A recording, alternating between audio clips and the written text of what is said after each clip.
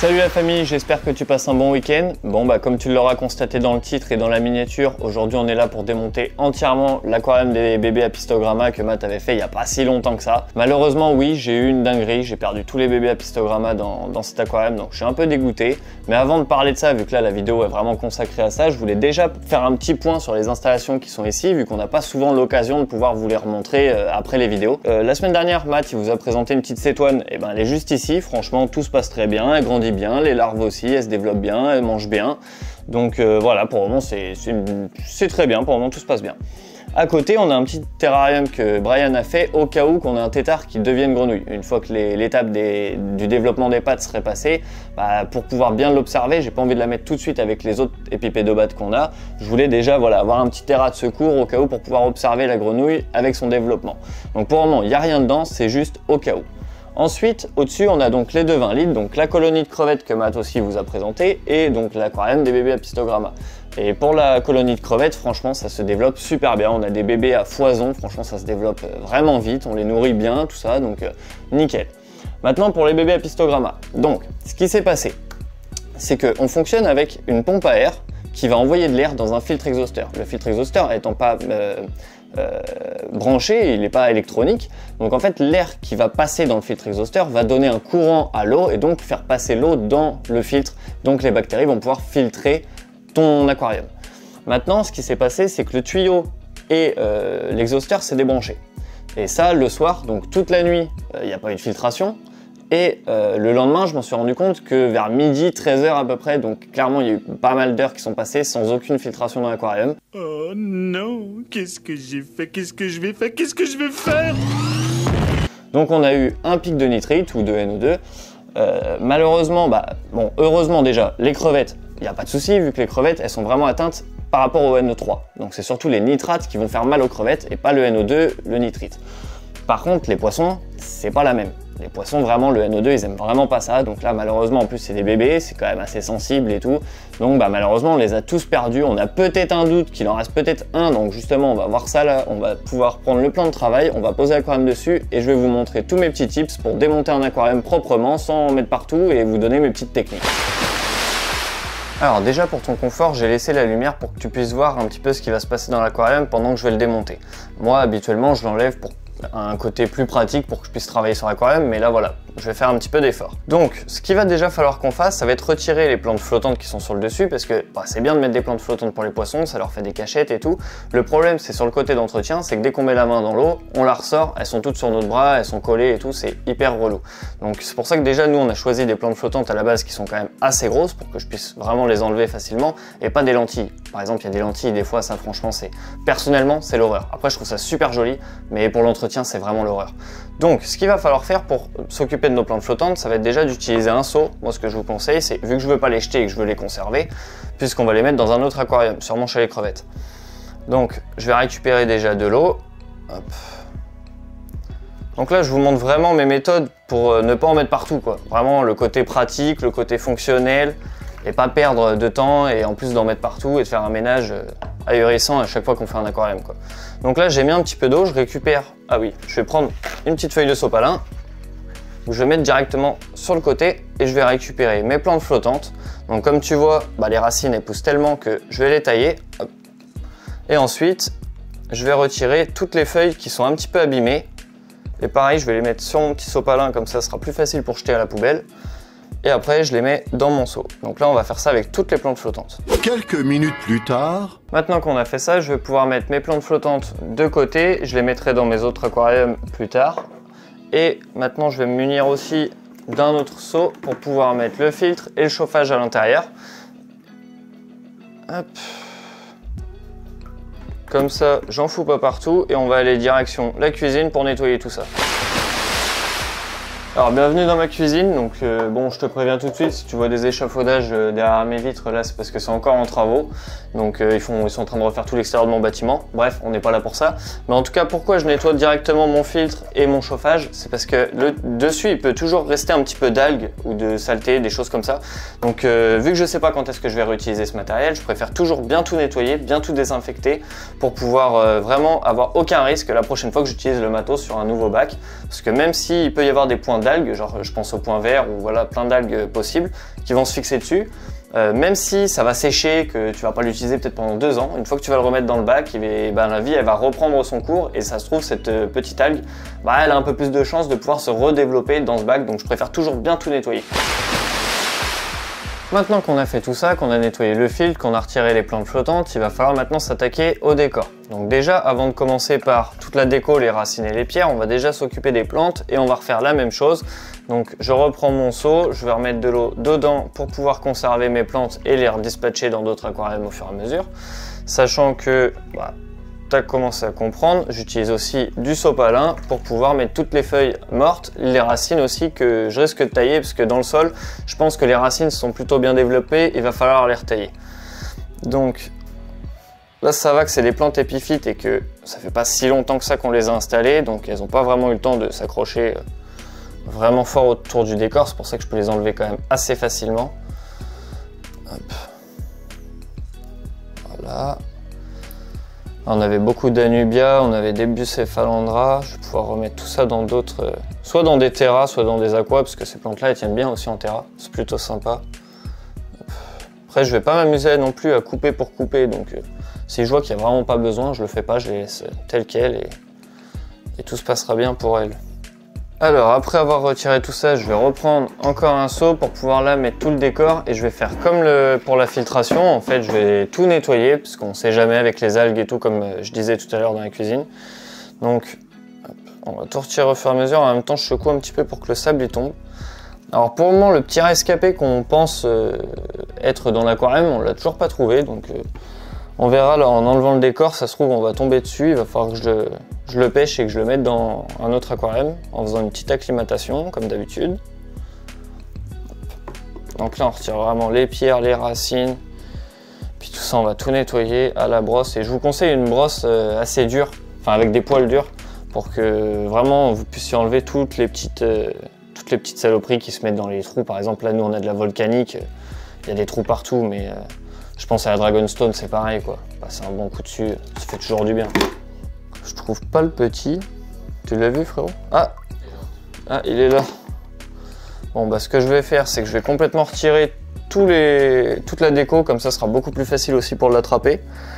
Quelques minutes plus tard. Bon il en restait qu'un, hein, on est d'accord. Hein. Ah je suis quand même bien dégoûté. Mais bon.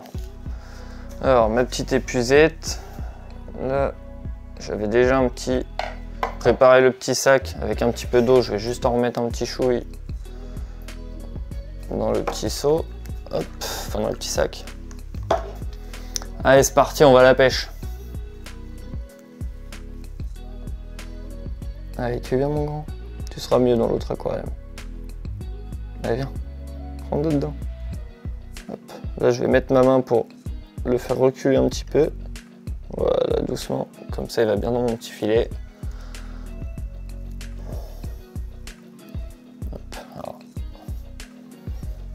J'y vais délicatement. Voilà, il est dedans. Impeccable. Bon allez, maintenant on va préparer l'acclimatation pour le petit poisson et en plus on va aller nettoyer toutes les pierres et les racines.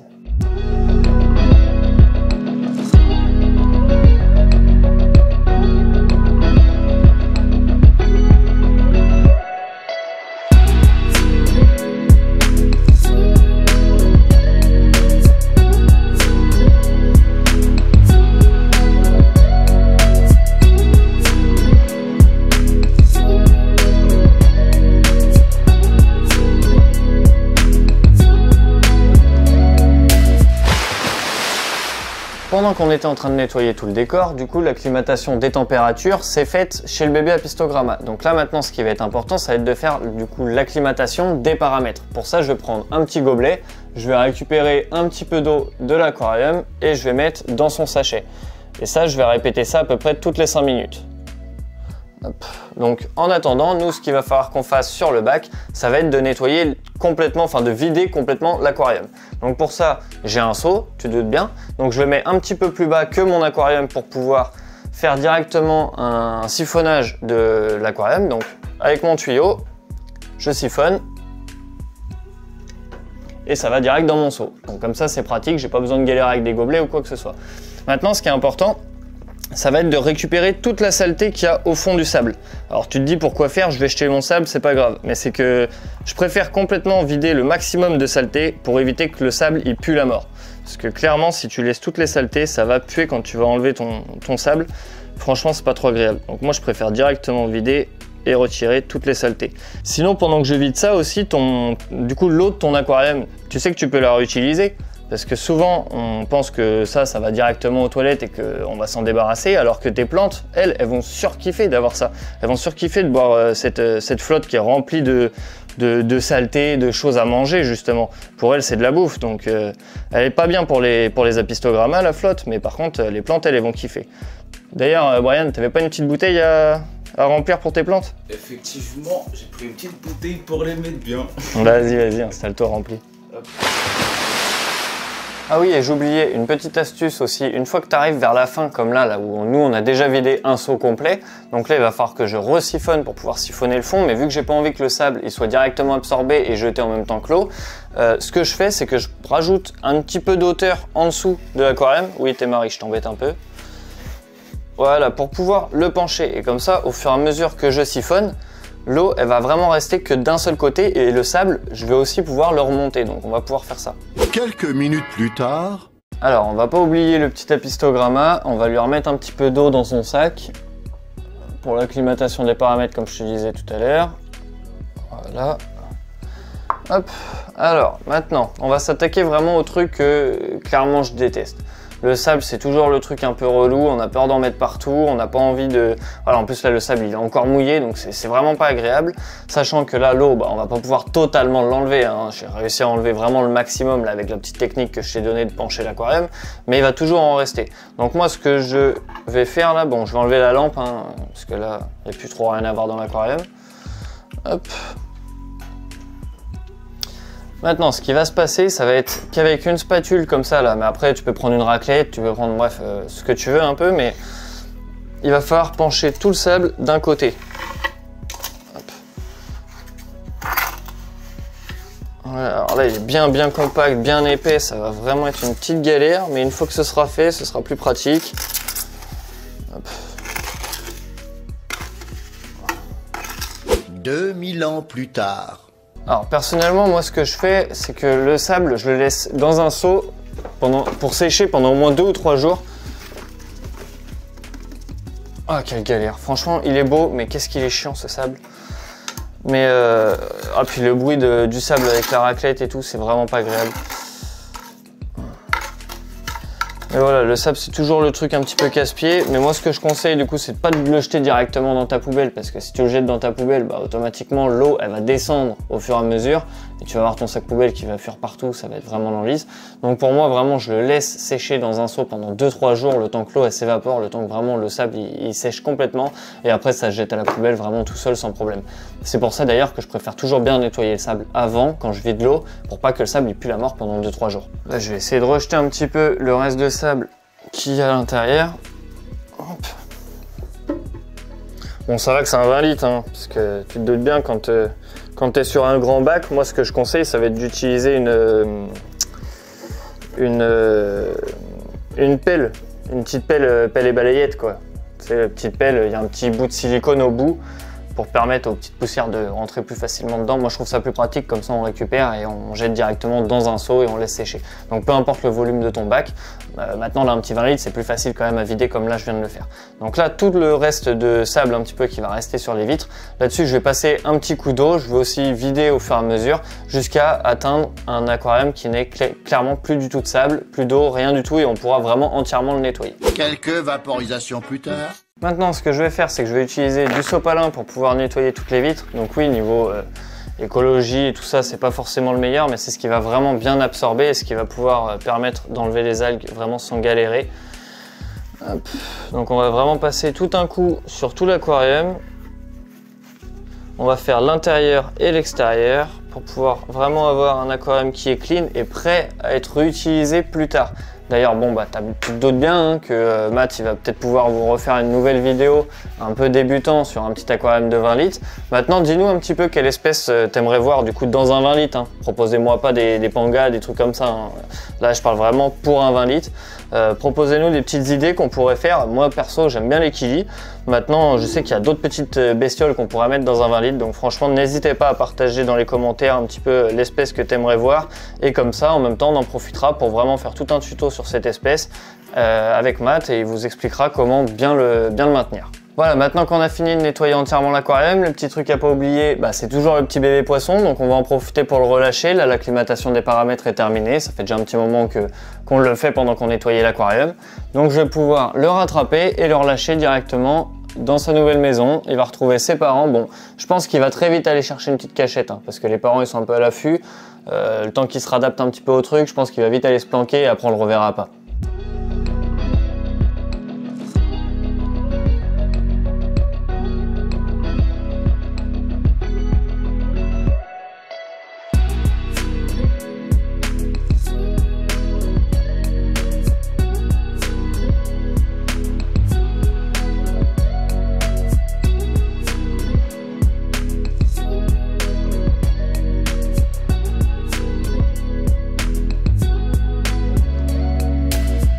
Maintenant qu'il est arrivé dans sa maison, je vais pouvoir retirer mon petit sachet et surtout, hein, comme tu as vu, j'ai pris l'épuisette pour le sortir. Je n'ai pas versé directement ma flotte qui était un peu dégueulasse dans mon aquarium qui lui est sain. Donc je récupère la poche et je vais jeter ça directement dans mon seau. Voilà la famille, j'espère qu'il y aura quand même eu 2-3 astuces qui vous auront été utiles et que vous avez quand même kiffé que je vous partage un petit peu même mes aventures. Doucement Théma, pourquoi tu t'excites là? Oui, calme-toi. Donc j'espère quand même que vous avez kiffé la vidéo, que vous avez quand même vu certaines choses. Elle va me défoncer les mains. Elle veut pas là. Qu'est-ce qu'il y a? Qu'est-ce qu'il y a? Qu'est-ce qu'il y a? Calme-toi. Calme-toi. Voilà la famille, j'espère que j'aurai quand même répondu à quelques questions que tu pouvais peut-être te poser sur l'aquariophilie, comment bien nettoyer son bac, comment ne pas en mettre partout et comment, voilà, les petites techniques pratiques, on va dire, que j'ai. Aussi, j'aimerais savoir si ce genre de format t'apprécie, si tu aimes voir un petit peu nos aventures, malgré des choses qui se passent pas forcément bien, parce que c'est vrai que nous, on a vraiment pris l'habitude de vous montrer à chaque fois qu'on a une nouvelle espèce ou une vidéo nourrissage, bref, le côté un petit peu cool avec les animaux, mais c'est vrai qu'il y a aussi quand même l'autre facette du décor, hein, c'est vraiment toutes les charges de travail, tout le ménage, toute la main d'œuvre, tout le travail qu'il y a à faire autour. Donc j'espère vraiment que ce genre de vidéo te fait plaisir, comme ça on pourra en refaire d'autres. Je pourrais te montrer des fois quand je refais un terrarium, quand je refais un aquarium, comment on nettoie, comment on fait l'entretien, et ça vous permet aussi de voir un petit peu l'avancée de nos animaux et vraiment pouvoir encore plus se projeter dans la pièce, dans ce studio et le partager encore plus avec vous. Donc j'espère vraiment que tu as kiffé, n'hésite pas à t'abonner à tous nos réseaux sociaux, donc Instagram, TikTok et Facebook. Surtout Insta, personnellement j'y suis vraiment tous les jours, j'y suis très fréquemment, je mets souvent des stories, je mets souvent des posts, on partage aussi des reels, donc franchement n'hésite vraiment pas à t'abonner sur Instagram.